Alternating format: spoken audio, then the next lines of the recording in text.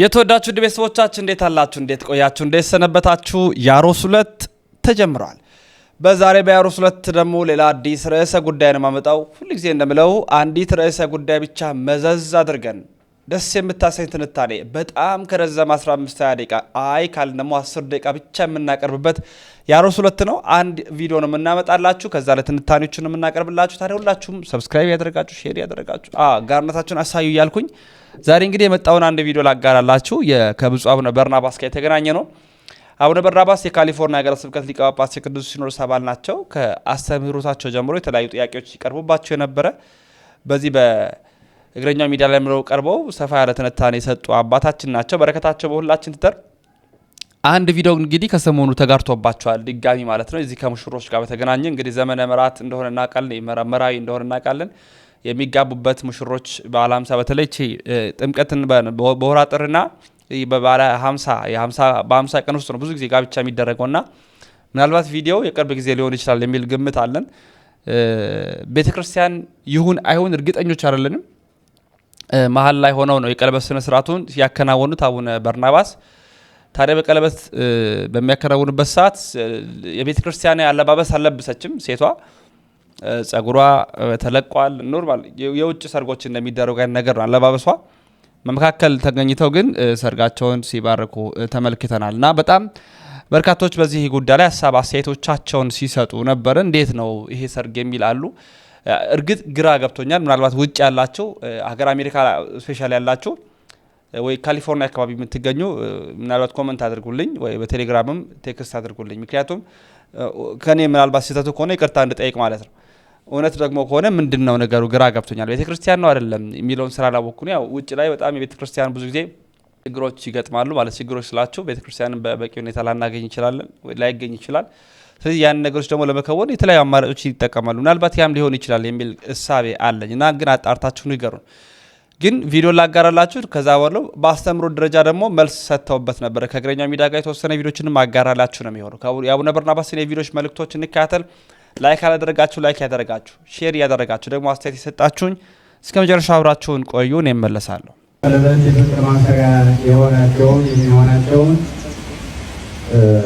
ያስርላት ነው እያሰረላት ነው። ምን ይባላል?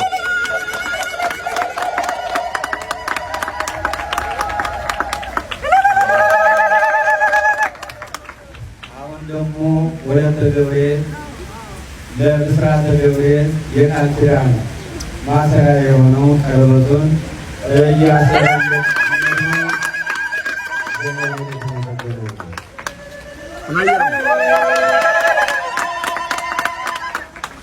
ይህን ደስታ ለመካፈል ከሩቅም ከቅርብም አሜሪካ ድረስ የመጣችሁ እግዚአብሔር ያክብራችሁ።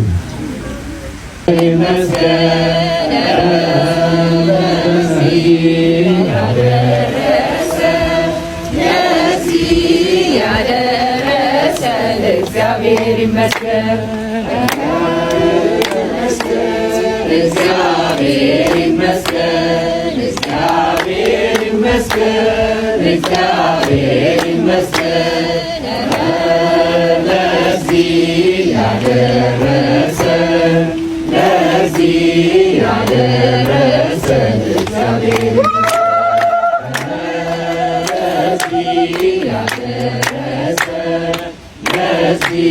ያደረሰን እግዚአብሔር ይመስገን።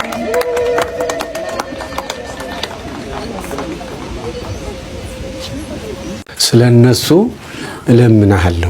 እለምናለሁ ያለው ቃሉ አሁንም ቋሚ ስለሆነ እስከ ዕለተ ምጽአት ያለ ስለሆነ ለዚህ ነው ቅዱስ ጳውሎስ በሮሜ 8:34 ላይ ይማልዳል ያለ ለዚህ ነው።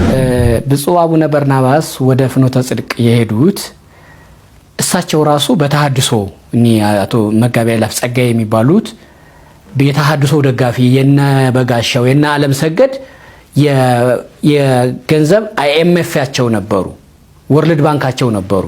ይሄንም አይከዱም እሳቸው። አሁን ተመልሻለሁ ነው የሚሉት ወደ ቤተ ክርስቲያን። በርግጥ አሁንም ይሄ መጣው ልትመለስ ነው የሚል ተከራካሪ እንዳለ ደግሞ በእንኳን ደህና መጣህ የሚሉ አባቶችም እንዳሉ እያየሁ ነው። የእርሶ እዛ መሄድ እርሶም ቅድም በውስጥ ያሉ የሚለዎትን አንስተን የለ መሰላቸውን ስላገኙ ነው።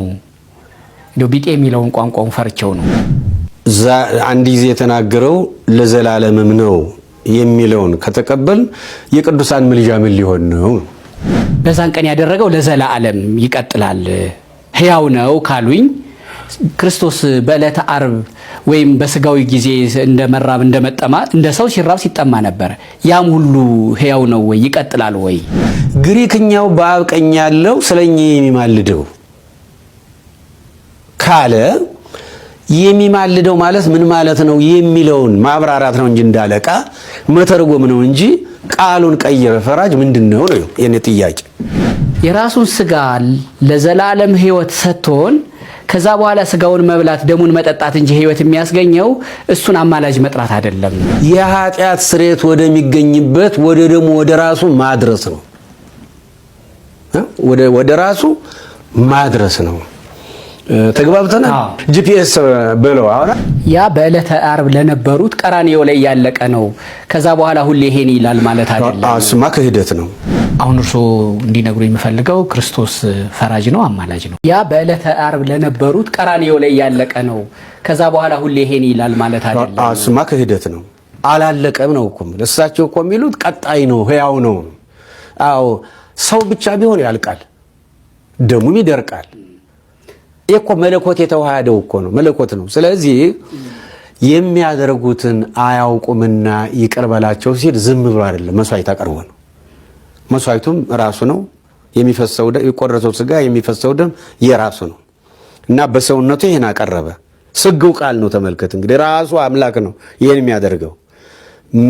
ማድረግ የማይኖርበት ሊያደርግ የማይችል ባህሪ መለኮት ይሄን ያደረገበት ምክንያት ሰውም ስለሆነ ነው። ሁለተኛው አዳም ነው። እንደገና ደግሞ ሊቀ ካህናት ነው። አሁን እዚህ ላይ መስዋዕት ደም እያፈሰሰ ካሳ እየከፈለ የሚያደርጉትን አያውቁምና ይቅር በላቸው ሲል በሰውነቱ ነው። ይሄን ጩኸት ለመስማት ደግሞ ከአብ ከመንፈስ ቅዱስ ጋር በአንድነት አብሮ ጩኸት ሰሚ ነው በአምላክነቱ። እንደገና ይቅር በላቸው ስለሆነ እምቢ የማይባል ነው አይደል? ይሄ እምቢ የማይባል ልመና ነው። ስለዚህ አባቱ ይቅር ብያለሁ ሲል እሱም ራሱ አለበት እዚያ ላይ። ለዚህ ነው ጠበቃም ነው ዳኛም ነው ያልኩ። ለዚህ ነው አይደል? ጠበቃም ነው ዳኛም ነው ፈራጅም ነው ያልኩ። አማላጅ ነው ፈራጅም ነው ያልኩ ለዚህ ነው። ስለዚህ አሁን እሱም በአምላክነቱ አብ መንፈስ ቅዱስ በአንድነት እሺ ይቅር ብያለሁ፣ ደም ፈሷል፣ ካሳ ተከፍሏል።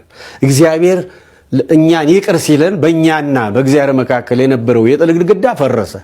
የጥል መጋረጃው ተቀደደ። ሰውና እግዚአብሔር ታረቅን። ተዘግቶ የኖረ ዓለመ ገነት ተከፈተ። የጠላት ዲያብሎስ ራስ ተቀጠቀጠ።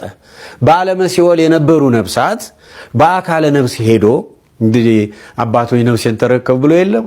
ከዚያ በፊት ነፍሱን ለአብ የሚያስረከብ ማንም አልነበረም። በውርስ ኃጢአት ሁሉም ስለተበከለ ሲሞት በአካለ ነፍስ የዲያብሎስ ነው፣ ቦታውም ሲኦል ነው።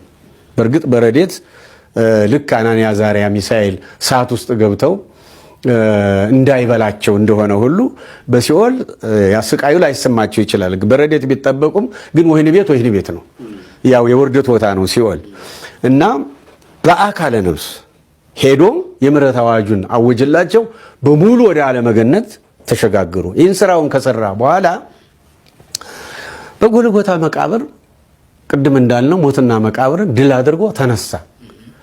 አሁን በስጋ ወራት የሰራው ስራ ሁሉ እንግዲህ ለኃጢአት ስሬት ለምሳሌነት ነው ተባብለናል፣ ሕያው ነው ተባብለናል። አሁን የእሱ ትንሣኤ ለእኛ የወደፊት ትንሣኤ በኩር ነው። በቃ እኔ እናንተ አሁን እኮ ተነስተናል።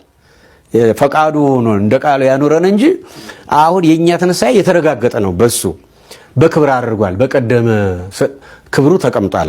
አሁን ነው በአብ ቀኝ ተቀምጦ ምልጃ የለም። ከእርገት በኋላ መውደቅ መነሳት የለም። ዮሐንስ 17 ላይ እንደተናገረው ስራዬን ሁሉ ፈጽሜያለሁ ብሏል አባቱ።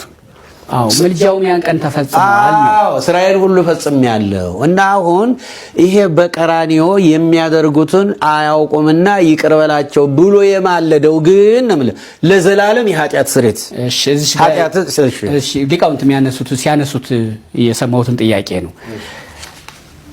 የሚያደርጉትን አያውቁምና አባት ሆይ ይቅር በላቸው ያለው ጸሎት ያን ቀን እዛ ጋር የቀረ ነው ስሎት አይሄማ ክደት ነው አሉኝ። በዛን ቀን ያደረገው ለዘላለም ይቀጥላል ሕያው ነው ካሉኝ ክርስቶስ በዕለተ ዓርብ ወይም በስጋዊ ጊዜ እንደመራብ እንደመጠማ እንደ ሰው ሲራብ ሲጠማ ነበር።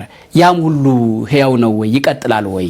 ሕያው ነው አለ። ያ የጌቴሴማኒውን አሁን ለምሳሌ አባ ቅዱስ እቀቦሙ በስምከ አይደለም ከመ ይኩኑ አሐደ ብነ ከማነ እኔ እናንተ አንድ እንደሆን አንድ እንዲሆኑ ብሎ ለምኗል።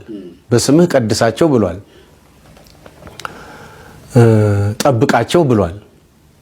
አሁን ያ ለነሱ ብቻ አይደለም እኮ ነው ማለት ሕያው ስለሆነ ለኔም ላንተም ነው። ዛሬ ግን ምናልባት በትልቁ የያሬድ የማህሌት ዜማ አባ ቅዱስ እቀቦሙን የሚያዜሙ ሊቃውንት አሉ። መዘምራን በተለይ በብዛት ነው የሚሉት። አንድ የደብረ አለቃ በአዲስ ሲመጣ ወይም በእንግድነት ሲመጣ፣ አንድ ፓትርያርክ ሲመጡ፣ አንድ ጳጳስ ሲመጡ ይሄን ይሉታል። ይሄን ሲሉት እኔ ጠጋ እያልኩ አንዳንዶችን በብዛት እንደጠየቅኩት ከሆነ ሲሉት ለዚህ አባት ብቻ ነው በዛች ወቅት። ግን ትክክል አይደለም። የአባት ምክንያት ሆኖ ይሄ ልመና ግን ለኔም ላንተም ነው። ዛሬ ዋናው የሚሰራው ለዚያው ለመዘምራኑ ነው። ያ እምቢ የማይባል ልመና ጠብቃቸው፣ ቀድሳቸው፣ እኔ እናንተ አንድ እንደሆን አንድ አድርጋቸው የሚለው ለኔም ነው ብለን ነው መቀበል ያለብን። ለኛም ነው ብለን ነው መቀበል ያለብን። ለኛም ነው ብለን ስንቀበል በጨለማ ውስጥ ቤት ትገባለህ። መብራት ስለሚያስፈልግህ ኦን ታረጋዋለህ አይደል እንዴ? ኦን ስታረገው ቦግ ይላል። ለኔም ነው ብለህ ስታደርገው ቦግ ይላል። ለራስህም ለኛም ይሆናል። ካላሰብክና ለዚያ ካህን ወይ አባት ብቻ ወስነ ካደረከው ግን ኦን አላረከውም፣ ያው ምንም ሊረዳ አይችልም። ስለዚህ በስጋ ወራት ያደረገው ሕያው ነው። ለእያንዳንዳችን ያደረገው ዛሬም ሕያው ነው። ስለዚህ ያ በቀራንዮ አደባባይ የሚያደርጉትን አያውቁምና ይቅር በላቸው ብሎ የለመነው የማለደው ምልጃ ይሄ ለዘላለም ነው ያሰኘው። አሁን በአባቱ ቀኝ ተቀምጦ እየወደቀ እየተነሳ እየለመነ ማለት አይደለም። አንድ ጊዜ በቀራንዮ የተናገረው ግን አንድ ጊዜ በጌቴሴማኒ የለመነው ልመና ለዘላለም ሕያው ነው።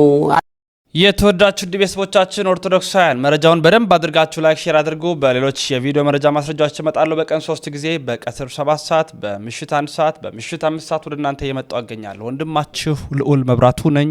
ያሮስ የእናንተም የኛም ነው።